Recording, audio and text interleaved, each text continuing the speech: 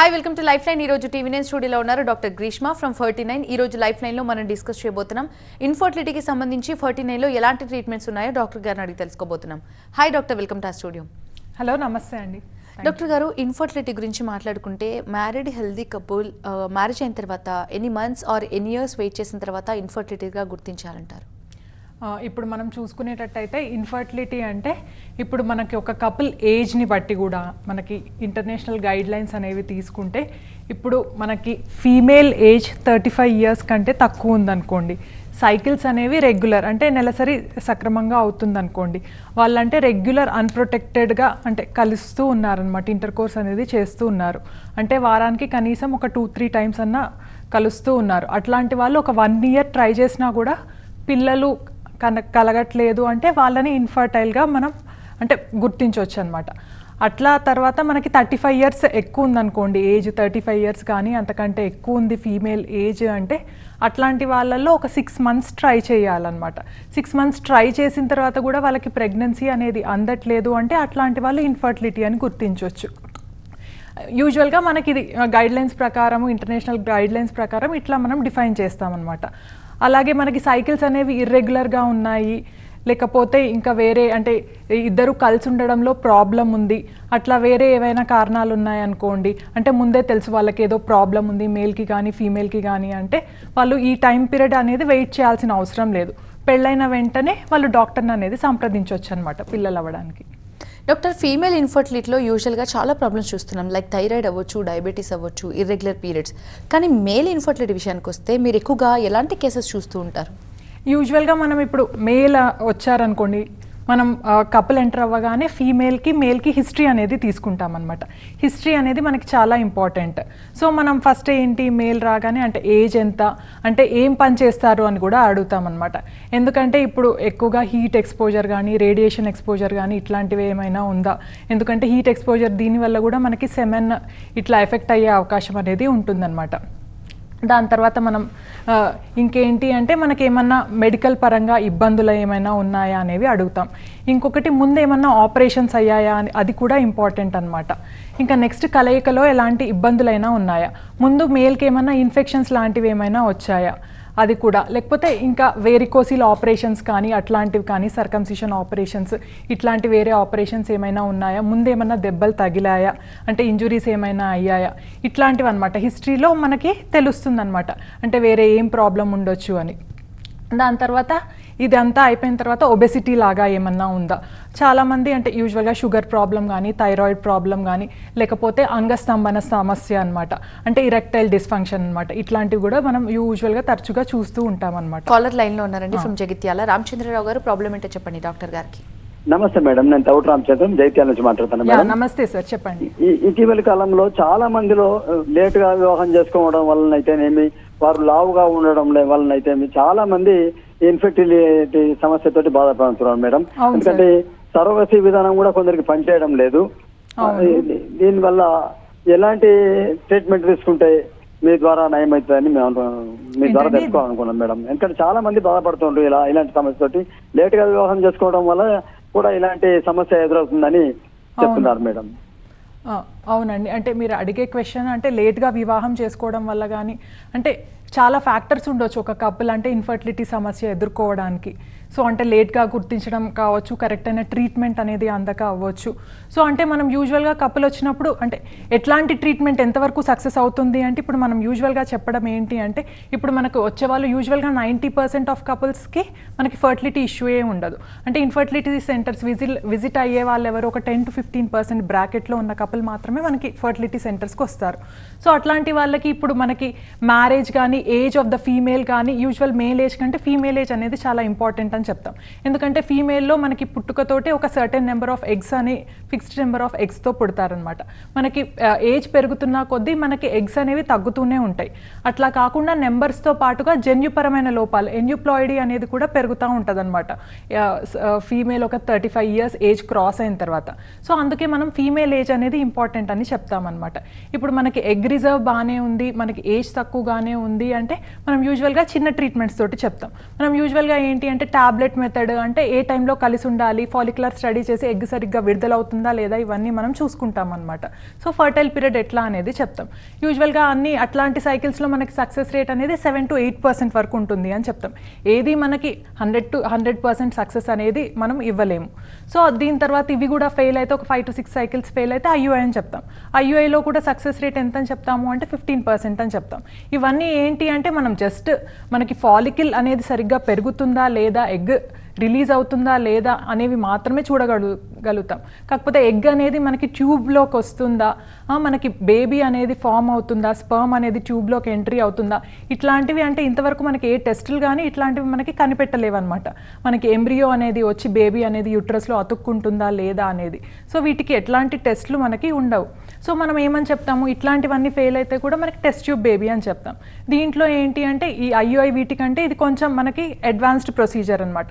దీంట్లో ఏంటి మనం అన్ని ల్యాబ్లో అంటే మనకి డైరెక్ట్గా మైక్రోస్కోప్ కింద పెట్టి ఎగ్ అనేది బయటికి తీసినప్పుడు మనకి తెలుస్తుంది అనమాట. ఎగ్ క్వాలిటీ అనేది బాగుందా లేదా, గ్రాన్యులారిటీ అనేది ఏమన్నా ఉందా, ఇట్లాంటివన్నీ తెలుస్తాయి అనమాట. మెచ్యూర్ ఎగ్స్ అనేవి సరిగ్గా వచ్చాయా లేదా అనేవి. కాలర్ లైన్లో ఉన్నారండి ఫ్రమ్ హైదరాబాద్. లక్ష్మి గారు, ప్రాబ్లం ఏంటో చెప్పండి డాక్టర్ గారికి. మేడం, నాకు పెళ్ళి చేసేసి 10 years అవుతుంది. నాకు 8 years పాప ఉంది. అయితే సెకండ్ ప్రెగ్నెన్సీ కోసం ఒక 6 months నుంచి ఊహించుకుంటున్నాం, మెడిసిన్ వాడుతున్నాం, కానీ ఇంకా ఏం రిజల్ట్ లేదు. 2019లో ట్యూబ్స్ చెకప్ చేయించుకున్నానండి, 2 ఓపెన్ ఉన్నాయి. ఓకే అండి. అయితే ఓపెన్ ఉన్నాయి, కానీ మా హస్బెండ్ ది కౌంట్ 5 million ఉన్నాయండి. ఓకే అండి. సో ఇప్పుడు ఏంటి అంటే మీకు ఆల్రెడీ అంటే మీరు సెకండరీ ఇన్ఫర్టిలిటీ కిందకి వస్తారండి. అంటే ఆల్రెడీ ఒక బేబీ ఉంది అంటే 10 years కింద అంటే మనకి అన్ని ఫ్యాక్టర్స్ బాగుండొచ్చు, అప్పుడు హస్బెండ్ కౌంట్ అది కూడా బాగుండొచ్చు. తర్వాత ఏమవుతుంది, ఇంత ఏజ్ గ్యాప్ వచ్చేసరికి మనకున్న లైఫ్ స్టైల్ హ్యాబిట్స్ వల్ల హస్బెండ్ కౌంట్ అనేది తగ్గిపోయి ఉండొచ్చు. ఇప్పుడు అదొక రీజన్ అయి ఉండొచ్చు అనమాట మనకి ప్రెగ్నెన్సీ అందకపోవడానికి. ఇప్పుడు ఇంటర్నేషనల్ గైడ్ లైన్స్ ప్రకారం ఏంటి అంటే మనకి మేల్కి కనీసం కౌంట్ అనేది ఒక 15 million అన్నా ఉండాలండి. మొటిలిటీ అనేది కూడా ఒక 30% ఇట్లా ఉండి మార్ఫాలజీ అనేది బాగా ఉంటే ప్రెగ్నెన్సీ వచ్చే ఛాన్సెస్ అనేవి ఎక్కువగా ఉంటాయి. ఇప్పుడు మనకి కౌంట్ అనేది ఇంకా తగ్గింది 15 million కంటే, అంటే యూజువల్గా 10 to 15 million ఉంటే మనం ఐయుఐ ట్రై చేసుకోవచ్చు అని చెప్తాం. ఇప్పుడు మనకి కౌంట్ అనేది తక్కువ ఉంది కాబట్టి అంటే అది ఒకటే సెమెన్ అనాలిసిస్ కాకుండా ఇంకొకసారి రిపీట్ చేసుకోమని చెప్పొచ్చు అనమాట. మందులు అవి యాంటీ ఆక్సిడెంట్స్ అట్లాంటివి ఏమైనా తీసుకొని ఒకసారి షుగర్ టెస్ట్ కానీ థైరాయిడ్ టెస్ట్ కానీ ఇట్లాంటి టెస్ట్లన్నీ చేయించుకొని ఇంకో శాంపుల్ రిపీట్ చేసిన తర్వాత అది కూడా అట్లానే ఉంటే ఒకసారి హార్మోనల్ అనాలిసిస్ అనమాట, FSH, LH ఇట్లాంటివి హార్మోన్స్ అన్నీ ఒకసారి చూసుకొని దీన్ని బట్టి ఏమన్నా ఇంప్రూవ్ అయ్యే అవకాశాలు ఉన్నాయా తెలుస్తాయి. ఇంప్రూవ్ అవ్వడానికి అవకాశాలు ఉంటే మందులు వాడి ఒక 1 month అట్లా ట్రై చేయొచ్చు.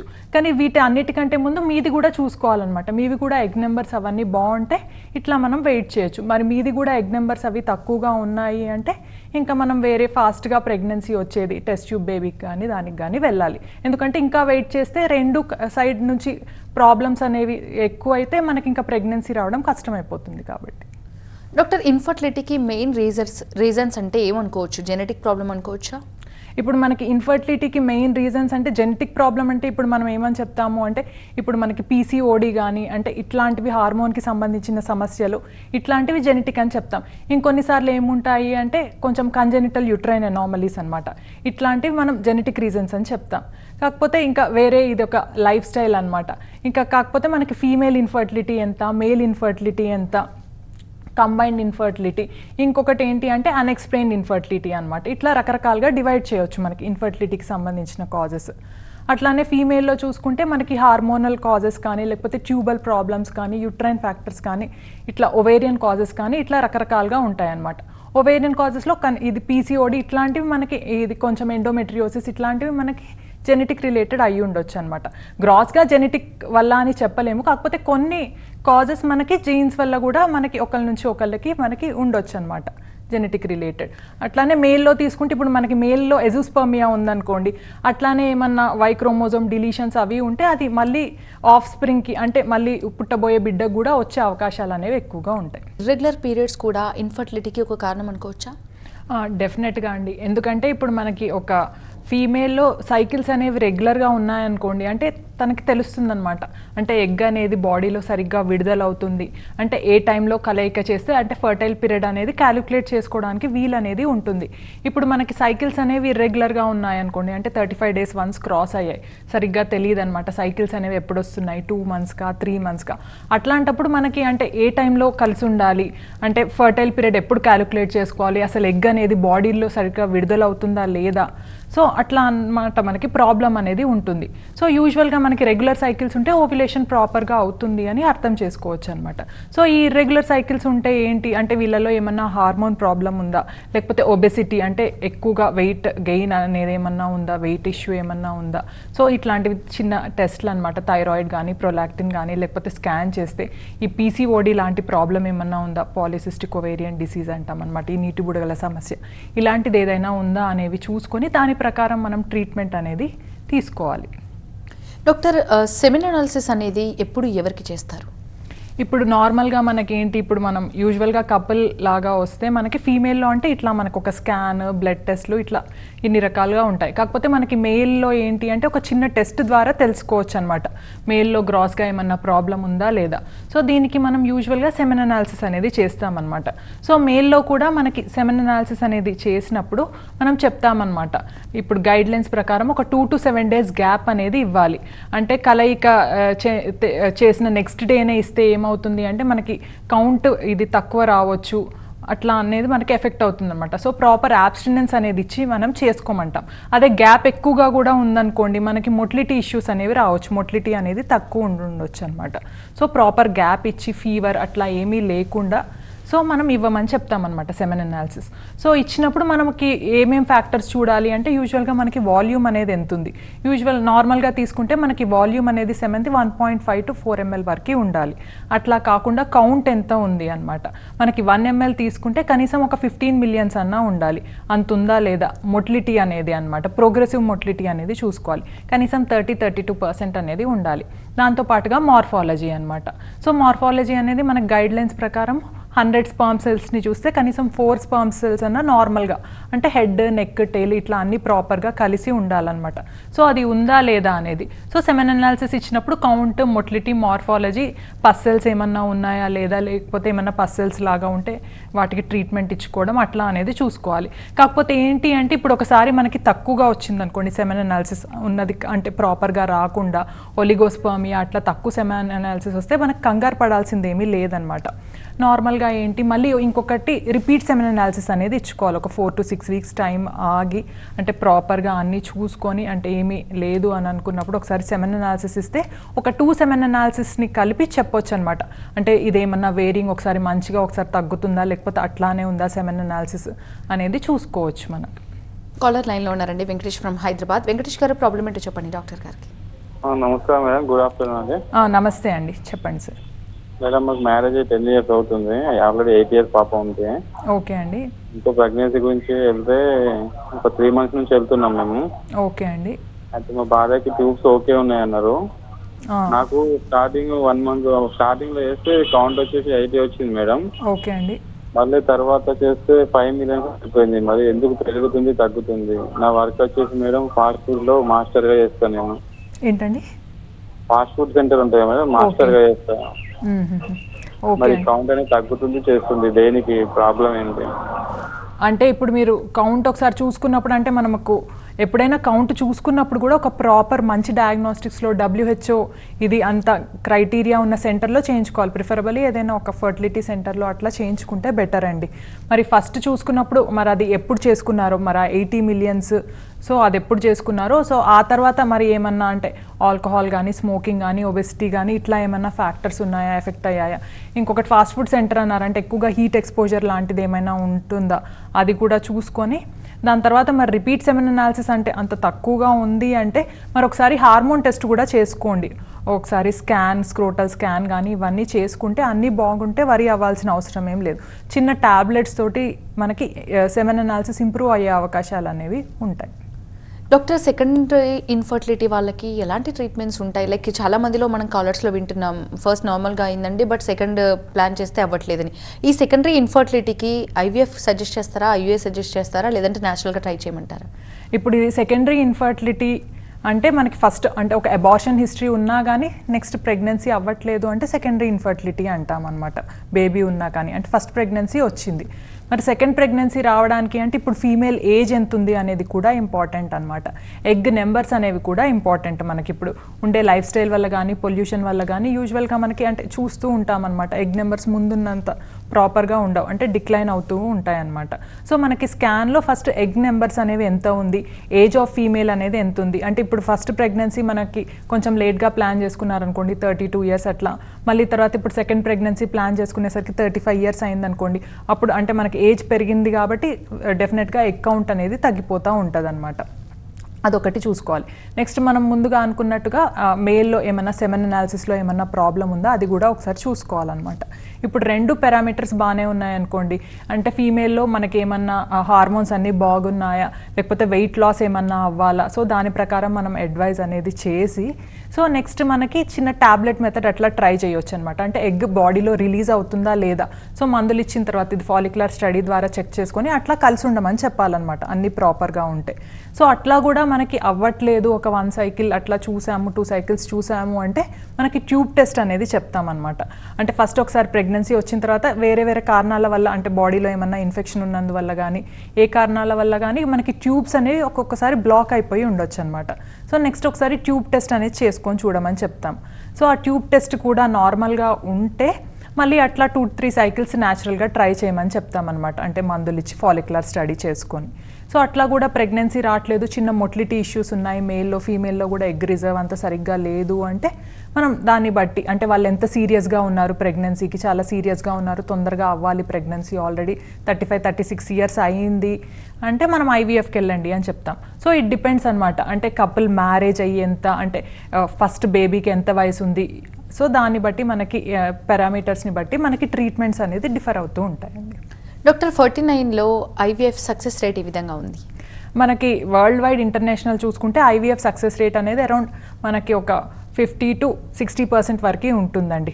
మనకి యూజువల్గా 49లో కూడా అరౌండ్ 60% వరకు ఉంటుంది మనకి ఐవీఎఫ్ సక్సెస్ రేట్ అనేది. అంటే అది ఇంటర్నేషనల్ స్టాండర్డ్ అనమాట. మనకి ఎక్కడ కానీ ఏ ఫర్టిలిటీ సెంటర్లో కానీ యూజువల్గా అనుకుంటూ ఉంటారు ఇప్పుడు మనం పేషెంట్స్ని చూస్తే, అంటే ఐవీఎఫ్ ఏదైనా అంటే ఇది ఎక్కువ డబ్బులు పెడుతున్నాము అంటే దీనివల్ల ఏమైనా 100% సక్సెస్ రేట్ ఉంటుందా అంటే, ఇప్పుడు మనం అంటే ఈ ట్రీట్మెంట్స్ అన్నీ కూడా అంటే మనం ఇప్పుడు మన ఎగెయిన్స్ట్ ఇది చేస్తాం కాబట్టి ఏది మనకి 100% సక్సెస్ రేట్ అనేది ఉండదండి. మ్యాక్సిమం మనకి ఎగ్ స్పర్మ్ ఇవన్నీ మనకి బయట ఎంబ్రియో క్వాలిటీ ఇవన్నీ తెలుస్తాయి కాబట్టి అరౌండ్ 60% వరకు మనం సక్సెస్ రేట్ అనేది ఉంటుంది అని చెప్తాం. డాక్టర్ ఐయుఐ సక్సెస్ రేట్ ఏ విధంగా ఉంది, ఒకవేళ ఫస్ట్ ఐయుఐ చేయించుకున్నప్పుడు ఫెయిల్ అయితే అగైన్ మళ్ళీ చేయించుకునే ఛాన్స్ ఏమైనా ఉంటుందా? ఇప్పుడు మనం యూజువల్గా చెప్తామండి, ఐయుఐ అంటే మనకి నార్మల్గా ఏంటి, IUI is just like aiding natural pregnancy అనమాట. న్యాచురల్ ప్రెగ్నెన్సీ లాగానే కానీ జస్ట్ స్పర్మ్స్ని మనం ట్యూబ్స్కి దగ్గరగా వేస్తామన్నమాట. వేరే ఇది న్యాచురల్ ఫర్టిలైజేషన్ ప్రాసెస్ ఎక్కడైతే ట్యూబ్లో జరుగుతుందో దానికి దగ్గరగా మనం స్పర్మ్ని వేస్తాం. సో మనకి స్పర్మ్ అనేది తక్కువ డిస్టెన్స్ ట్రావెల్ చేయాల్సి ఉంటుంది. సో ఏమన్నా చిన్న చిన్న మొటిలిటీ ఇష్యూస్ ఉన్నా కానీ మనకి స్పర్మ్ తక్కువ డిస్టెన్స్ ట్రావెల్ చేసి ఎగ్ని హిట్ అయ్యి ప్రెగ్నెన్సీ వస్తుంది అని. సో దీంట్లో కూడా మనకి ఐయుఐలో కూడా సక్సెస్ రేట్ అనేది అరౌండ్ 15-18% వరకు చెప్పొచ్చు. మనము న్యాచురల్ ప్రెగ్నెన్సీని ఎయిడ్ చేస్తున్నాం కాబట్టి. ఇప్పుడు మనకి ఫస్ట్ ఐయుఐ ఫెయిల్ అయినా కూడా యూజువల్గా మనం ఇంకా 3 cycles అట్లా చేసుకోమని చెప్తాం, 3-4 cycles. ఐయుఐలో ఏంటి అంటే మనకి క్యూములేటివ్ సక్సెస్ రేట్ అనేది ఉంటుంది. సో అంటే ఒక ఐయుఐ ఫెయిల్ అయినా కూడా సెకండ్ ఐయుఐలో సక్సెస్ అవ్వచ్చు అనమాట. సో ఓవరాల్గా ఒక 3-4 cycles చేసుకుంటే ఒక 20-25% వరకు సక్సెస్ రేట్ అనేది ఉంటుంది మనకి ఐయుఐలో. డాక్టర్ మరి మేల్ ఇన్ఫర్టిలిటీతో బాధపడుతున్న వాళ్ళకి అండ్ కౌంట్ తక్కువగా ఉన్న వాళ్ళకి 49లో ఎలాంటి ట్రీట్మెంట్స్ ఉన్నాయి? ఇప్పుడు యూజువల్గా ఏంటి, మనం ఇప్పుడు కౌంట్స్ తక్కువ ఉన్నాయనుకోండి, అది సెకండ్ సెమెన్ అనాలిసిస్ని బట్టి కూడా మనం అంటే అట్లానే ఉందా ఏమన్నా వేరీ అవుతుందా అట్లా రిపీట్ సెమెన్ అనాలిసిస్ అనేది కూడా ఇంపార్టెంట్. సో అట్లా ఉన్న తర్వాత కూడా దాన్ని బట్టి ఇంకా కౌంట్స్ తక్కువగానే ఉన్నట్టయితే మనం హార్మోన్ టెస్ట్ కానీ స్కాన్ కానీ ఇట్లా చేయించుకొని చిన్న ఏమన్నా ఇట్లా సింపుల్ మెథడ్ ఇది డ్రగ్స్ కానీ హార్మోనల్ ట్రీట్మెంట్స్ కానీ లేకపోతే యాంటీ ఆక్సిడెంట్స్ అంటారనమాట, లైఫ్ స్టైల్ చేంజెస్ ఇట్లాంటివన్నీ చెప్పి ఒక 1-2 months వెయిట్ చేయండి అని చెప్తాం, స్పర్మ్ కౌంట్ ఏమన్నా ఇంక్రీజ్ అవుతుందా అని. ఎందుకంటే కొన్నిసార్లు ఏంటి అంటే స్కాన్లో ఇట్లా వ్యారికోసీల్ ఇట్లా కూడా బయటపడే అవకాశాలు అవే ఉన్నాయన్నమాట. వ్యారికోసీల్ ఇప్పుడు గ్రేడ్ 4 ఉందనుకోండి, చాలా ఎక్కువగా ఉంది, పెయిన్ ఎక్కువగా ఉంది అంటే వ్యారికోసీల్ ఆపరేషన్ లాంటివి చేయించుకోమని అడ్వైజ్ చేస్తామన్నమాట. సో కొన్నిసార్లు ఏంటి అంటే మనకి కణాలు అనేవి ఆల్మోస్ట్ నిల్లు ఉంటాయి అన్నమాట ఎజూస్పర్మియా. వీళ్ళకి ఏమని చెప్తాము అంటే వీళ్ళ హార్మోన్ టెస్ట్లు ఇవన్నీ చేసి ఎంతవరకు సక్సెస్ ఉంది, మనం direct testicular sperm aspiration TESA అనమాట, ఈ విధానం కూడా చేసుకోవచ్చు 0 కౌంట్ ఉన్నా కానీ. సో అంటే చిన్న మత్తిచ్చి లేడీకి ఎగ్ పికప్ చేసే రోజే మనం మేల్లో కూడా స్పర్మ్ అనేది డైరెక్ట్ టెస్టిస్ నుంచి మనం బయటికి తీస్తామన్నమాట. సో ఇట్లా మనకి ట్రీట్మెంట్స్ అనేవి వేరీ అవుతూ ఉంటాయి అన్నమాట. It depends upon the male అనమాట. డాక్టర్, ఇన్ఫర్టిలిటీకి ఒబేసిటీ కూడా ఒక రీజన్ అనుకోవచ్చా? డెఫినెట్గా అండి. ఇప్పుడు ఏంటి అంటే ఇప్పుడు ఒబెసిటీలో ఏమవుతుంది, మనకి వెయిట్ గెయిన్ ఎక్కువ అయ్యేసరికి బాడీలో మనకి యాక్సిస్, ఈ పిచ్యుటరీ, హైపోథాలమిక్ యాక్సిస్ ఇవన్నీ డిస్టర్బ్ అవుతాయి అన్నమాట. మనకి హార్మోన్స్ అనేవి కూడా ఇర్రెగ్యులర్గా అవుతూ ఉంటాయి అన్నమాట. ఇప్పుడు మనకి ఫ్యాట్ వల్ల ఇప్పుడు ఈస్ట్రోజన్ సెక్రీషన్ ఇదంతా ఎక్కువ అవుతూ ఉంటుంది మనకి బాడీలో. సో దీనివల్ల ఏమవుతుంది, మనకి పీరియడ్స్ అనేవి ఆ హార్మోనల్ డిస్టర్బెన్స్ వల్ల సరిగ్గా అవ్వవు, ఇర్రెగ్యులర్గా అవుతూ ఉంటాయి అన్నమాట. ఎగ్ సరిగ్గా రిలీజ్ అవ్వదు, యానోవ్యులేటరీ సైకిల్స్ అంటాం అన్నమాట. దీనివల్ల కూడా వేరే హార్మోన్స్ కూడా థైరాయిడ్ కానీ ప్రొలాక్టిన్ కానీ ఇవి డిస్టర్బ్ అయ్యే ఛాన్సెస్ ఇవన్నీ ఉంటాయన్నమాట. ఇప్పుడు మేల్లో తీసుకున్నా అంతే. ఇప్పుడు మనకి ఇది ఎక్కువ అవడం వల్ల, మన ఒబెసిటీ ఎక్కువ అవడం వల్ల కణాల్లో కూడా ఇప్పుడు DFI DNA ఫ్రాగ్మెంటేషన్ ఇండెక్స్ అనేది ఉంటుందన్నమాట స్పర్మ్ జీన్స్లో. అది డిస్టర్బ్ అయ్యి అది ఎక్కువగా అయ్యే అవకాశాలు, లేకపోతే మొటిలిటీ తగ్గే అవకాశాలు, ఇవన్నీ కూడా ఇట్లా రకరకాలమైన ప్రాబ్లమ్స్ అనేవి రావచ్చు అనమాట. సో ఆల్వేస్ మనము అంటే ఫర్టిలిటీ ట్రీట్మెంట్స్ తీసుకునేటప్పుడు కూడా వెయిట్ లాస్ అనేది అయి తీసుకుంటే మనకి ఇచ్చే ట్రీట్మెంట్కి రెస్పాన్స్ కానీ సక్సెస్ రేట్ కానీ ఎక్కువగా ఉంటుంది అని చెప్తాం. Right, thank you doctor, thanks for being here. ఇది ఇవాళ లైఫ్ లైన్ చూస్తూనే ఉండండి TV9.